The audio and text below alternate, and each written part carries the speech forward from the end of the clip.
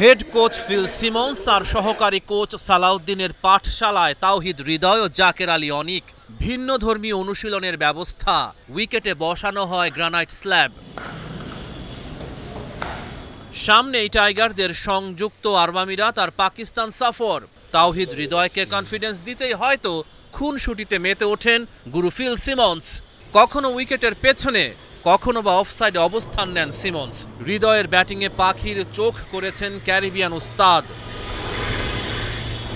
এই সেশনে অফসাইডে শট খেলতেই দেখা গেছে তাওহিদ হৃদয়কে।